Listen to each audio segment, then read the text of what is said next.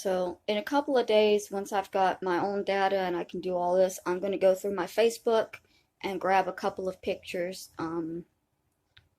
Since pictures are what matter, pictures are what people believe.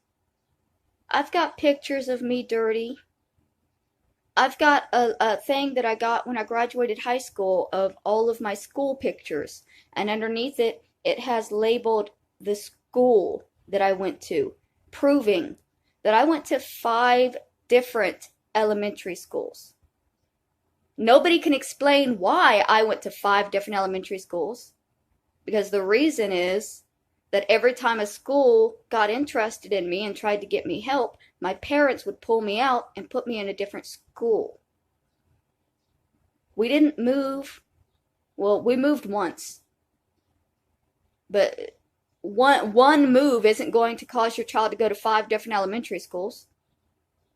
And in one of those pictures, I think it was my 2nd grade picture, you can clearly tell that I was not being taken care of, because in the pictures around it, I look fed, I look happy, my hair is done.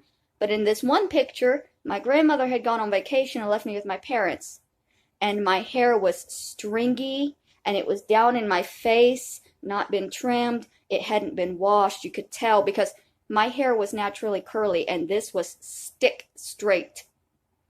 At home, oftentimes we didn't have shampoo. My mom would make us just use bars of soap to wash our hair, and that would leave your hair feeling sticky and nasty.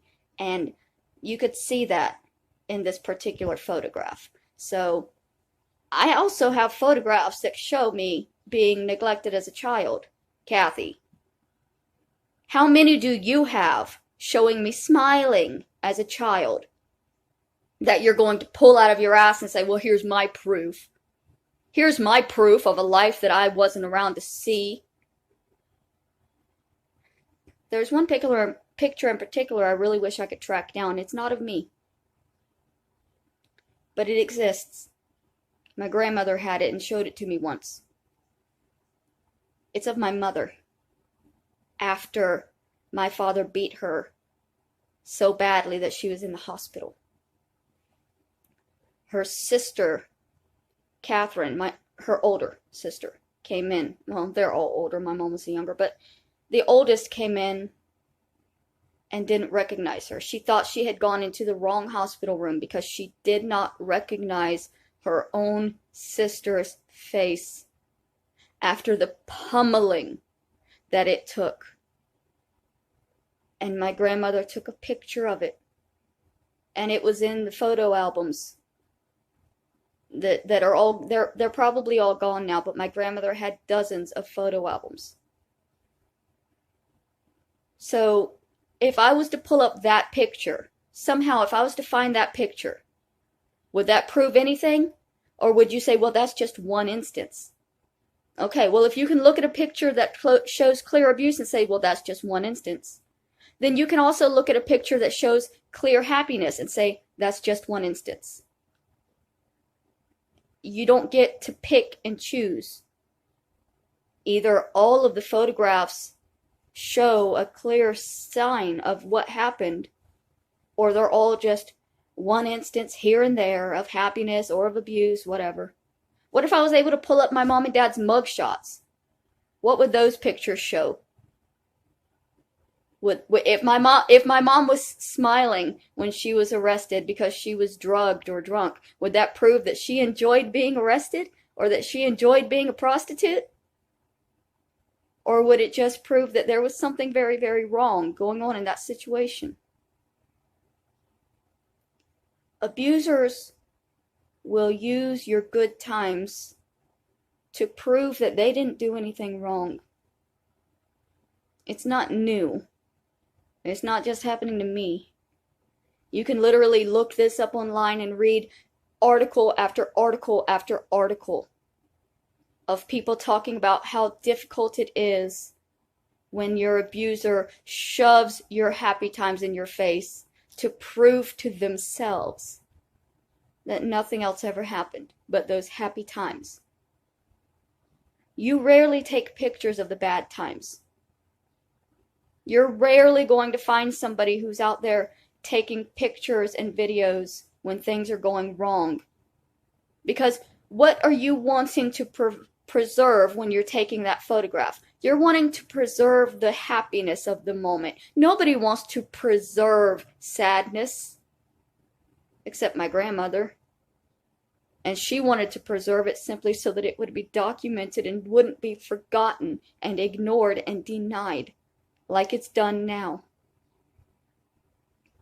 If I had known as a child that any time I smiled and had a picture taken of me, it would be used against me, I would have forced them to take pictures of me when I was crying too.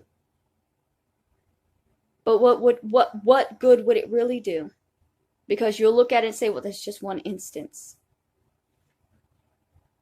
It's your way of convincing yourself that you didn't fail your little sister.